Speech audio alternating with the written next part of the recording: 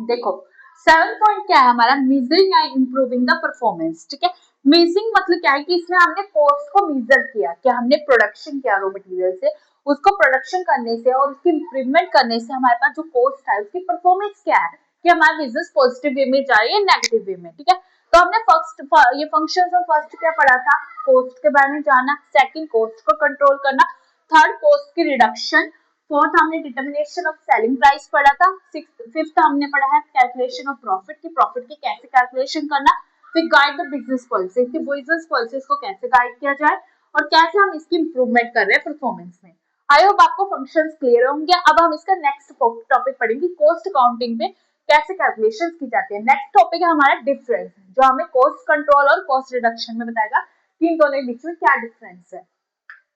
Let's start with the difference.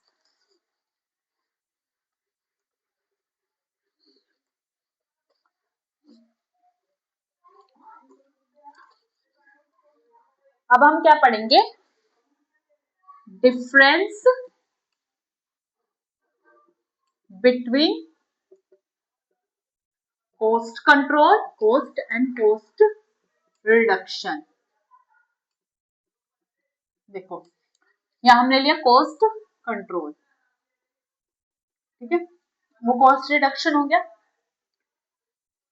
ये difference है। ठीक है, फर्स्ट डिफरेंस क्या है, मीनिंग आएगा कि कॉस्ट कंट्रोल क्या होता है, टेक्निक ऑफ मेंटेन द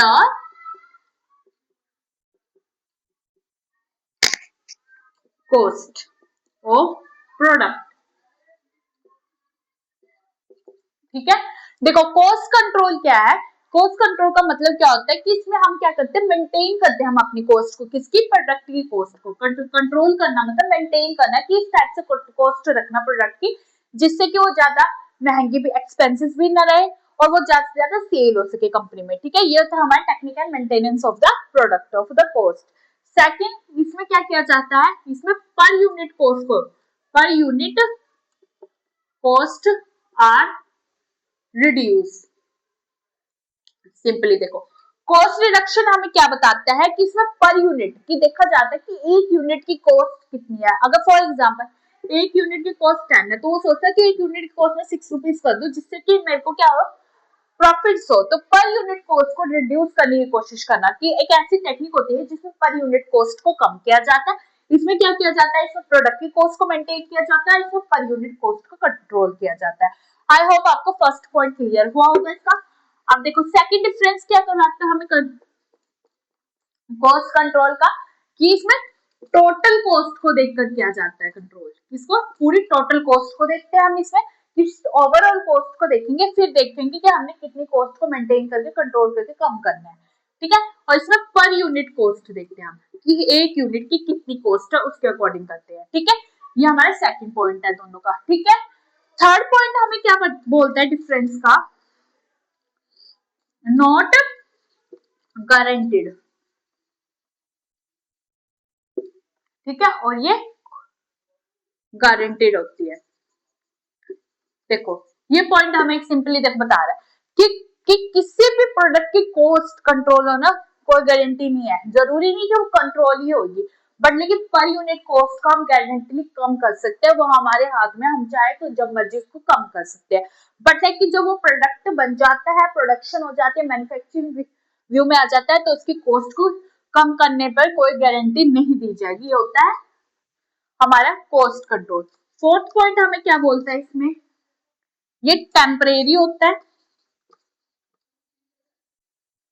ये परमानेंट होती है। और वैसे पता चल रहा है जब ये इसमें गारंटी ही नहीं है तो वो टेम्परेरी है, बस थोड़े समय के लिए।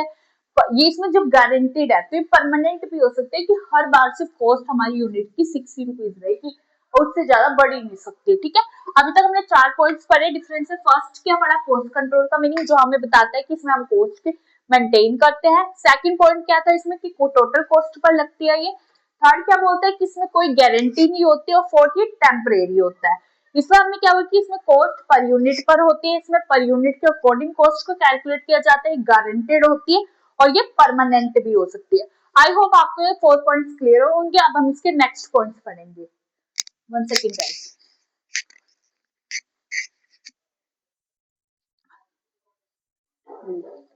ठीक है, अब हम इसका 5th पॉइंट पढ़ेंगे, क्या होता है डिफरेंस का।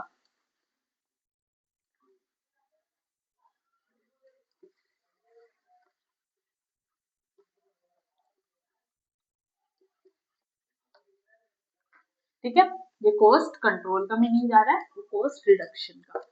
5th पॉइंट हमें क्या बोलता है, देखो डिफरेंस का। ठीक है, क्या बोलता है, ये पास्ट एंड प्रेजेंट कॉस्ट होती है।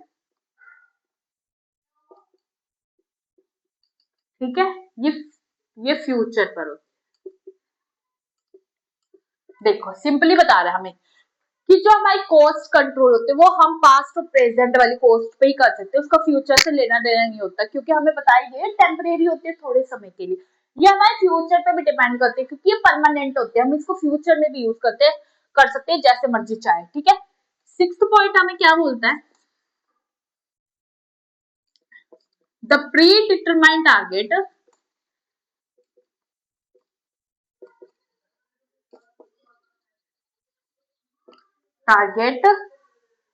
Is achieved not and. देखो सिंपली बता रहा है, क्योंकि टेम्परेरी होती है तो इसमें हमने जो टारगेट सेट किया होता है ना, वो अचीव होने के बाद इसका काम खत्म हो जाता है, और ये इसमें कोई एंड ही नहीं होता, क्योंकि फ्यूचर पे होती है, परमानेंट होते हैं, परमानेंट होने के बाद ये लंबे समय तक चलती है। ठीक है, लास्ट पॉइंट क्या है हमारा डिफरेंस का, ये करेक्टिव होती है, ये प्रिवेंटिव होती है। ये क्या होती है, प्रिवेंटिव होती है, ये करेक्टिव होती है। ध्यान से समझो। देखो ये प्रिवेंटिव क्यों होती है, क्योंकि टेम्परेरी होती है, कुछ समय के लिए होती है, इसमें प्रिवेंट हो सकता है, इसमें कोई भी बीच में दखल दे सकता है। ये करेक्टिव होती है, पूरी एक्यूरेट होती है, इसका फ्यूचर में भी यूज किया जा सकता है लंबे समय की, क्योंकि ये परमानेंट होती है। ठीक है, अब तक हमने क्या क्या डिफरेंस पढ़े, पहले तो इनका मीनिंग पढ़ा, ये पर यूनिट पर होती है, ये टोटल कॉस्ट के ऊपर होती है। ठीक है, वही मीनिंग में था। ठीक है, जो कॉस्ट होती है वो हमारी टेम्परेरी होती है, कॉस्ट कंट्रोल, या हमारा परमानेंट होता है कॉस्ट रिडक्शन। जो हमारे कॉस्ट कंट्रोल होती है, जो कॉस्ट कंट्रोल होती है उसमें कोई गारंटी नहीं होती, जबकि हमारे कॉस्ट रिडक्शन में पूरी गारंटी होती है। इसमें पास्ट और प्रेजेंट कॉस्ट को देखा जाता है, ये फ्यूचर कॉस्ट पे होती है। इसमें प्री डिटरमाइंड टारगेट होते हैं जो हम अचीव कर लेते हैं, इसमें कोई एंड नहीं होता। ये प्रिवेंटिव होती है, करेक्टिव होती है। आई होप आपको क्लियर हुआ होगा डिफरेंस बिटवीन द हमारी कॉस्ट और हमारी जो कॉस्ट रिडक्शन है उसमें क्या डिफरेंस है और इससे हमारे बिजनेस पे क्या इफेक्ट पड़ता है। अब हम आज का लास्ट टॉपिक पढ़ेंगे, क्लासिफिकेशन की, कॉस्ट को कैसे क्लासिफाइड किया जाता है, उसके नेम्स लिखेंगे, उनसे रिलेटेड जो डेफिनेशंस होंगे मैं आपको नेक्स्ट क्लास में बताऊंगी।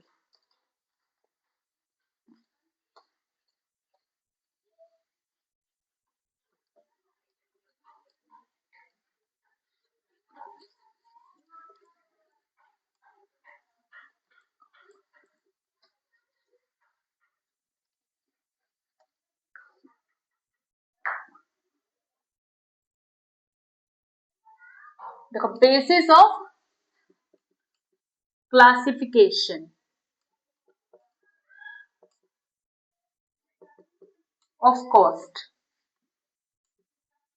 देखो किस पे कर सकते हैं, फर्स्ट एलिमेंट्स के ऊपर कर सकते हैं कि कौन कौन से एलिमेंट्स हम इसमें इंक्लूड करते हैं, कॉस्ट को एलिमेंट के रूप में हम क्लासिफाई कर सकते हैं। सेकंड डिग्रीज के ऊपर कर सकते हैं इसको, ठीक है, कि कौन कौन सी डिग्रीज इसमें इंक्लूड की जाएगी जिससे हम कॉस्ट को कैलकुलेट कर सके। फोर्थ थर्ड बिहेवियर पर, क्या हमारी कॉस्ट किस बिहेवियर की है उसके ऊपर कर सकते हैं। ठीक है, फंक्शंस है, कुछ फंक्शंस होंगे उसके अकॉर्डिंग हम अपने कॉस्ट को एनालिसिस कर सकते हैं।